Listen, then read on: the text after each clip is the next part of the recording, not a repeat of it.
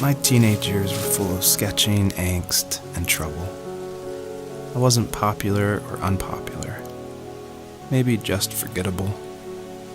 I guess that gave me a sense of freedom, so I hung out with crazy kids, doing crazy things, even though I mostly just watched the chaos ensue. We did it all. Put fireworks in mailboxes, hide roadkill in people's garages, break windows of the barber shop in Anchorage. My dad was furious, but he was so busy working he couldn't do much to stop me from going out. I think being an adult means there's no one to stop you making hard decisions. He had to make a living, and he couldn't be in two places at once. Yeah, I realize that now. But at the time, I was sure he was more interested in growing his business than what was going on with me.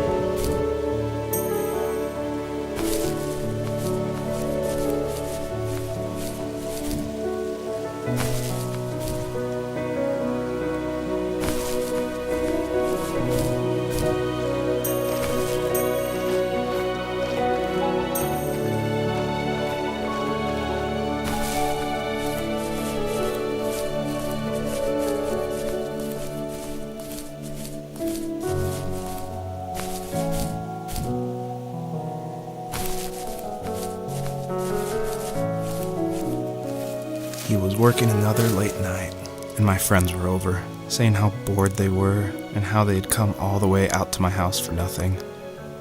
One of them mentioned how that old, ugly beyond belief truck was still in the garage, and how we should take it for a spin. I was only 15, so I kind of fought it for a while. The next thing I knew, we were careening around the mountain path, rocks spitting onto the sides of the cliff, while my dad's cringeworthy bluegrass blared out the speakers. I drove while my friends were in the back of that yellow and purple truck, throwing beer bottles and trash at anything remotely interesting. Felt like I was soaring in the air with borrowed wings. But all good things have endings. A cop outside of Eagle River pulled us over after he saw us in a bottle rocket into someone's yard. What followed was a long night of talking to disappointed adults and feeling smaller than ever.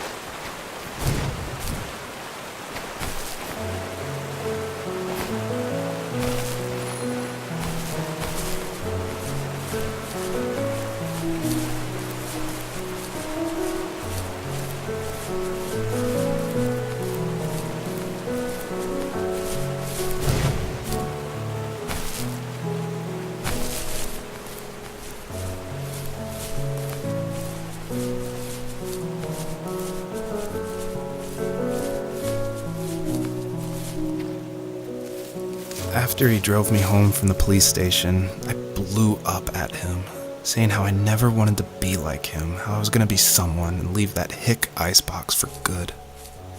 He just looked forward at the road with tired eyes. I took out that bluegrass tape from the cassette deck and chucked it out the window. In my sage teenage wisdom, I thought I had proved the ultimate point, but my dad had a different idea. He slammed the brakes, slowly bowed his head while gripping the steering wheel, and finally looked at me. All he said, like it was a polite request, was, "Make this right." I sat there in silence, fuming, but I eventually got out and combed every square inch of the woods, muttering profanity after profanity. I found it 30 minutes later, near a small waterfall off the road. I went back to the truck, put the wet tape back in, and sure enough it worked. We didn't speak another word to each other the rest of the night. Wow, I knew you were a crazy teenager, but... It's hard to believe, isn't it? It surprises me too. It's like I didn't really know who that kid was back then. I bet my dad thought the same thing over and over. It's almost like he was saying, "Make this right," to himself, more than to me.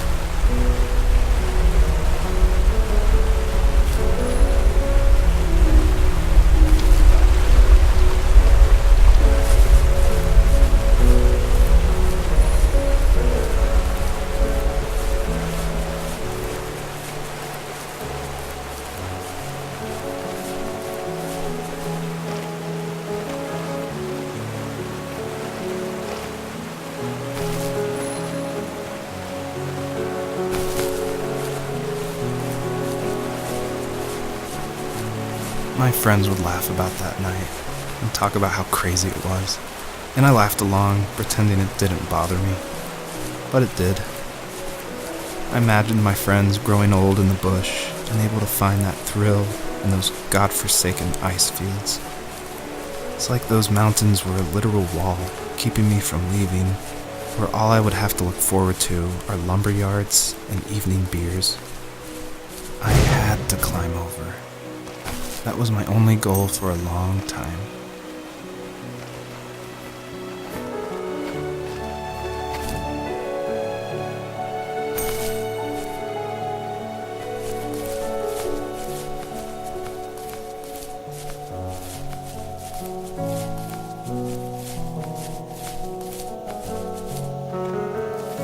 If there was some way I could take my love of drawing and turn it into a way of escape, nothing would make me happier. I wanted to create instead of tearing trees down. I wanted to move to the lower 48, not because I hated it there in Alaska, but I hated the idea of it.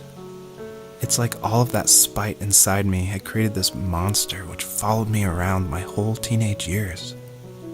I put so much energy into doing what others didn't expect of me. Why did I do that? There's one fact you're forgetting, though. If you didn't have that fire in you, we probably would have never met. You're absolutely right. Maybe the destination is all that matters in the end. But then why am I awake? Why am I seeing this fox go on her journey? And why can't I stop thinking about my dad?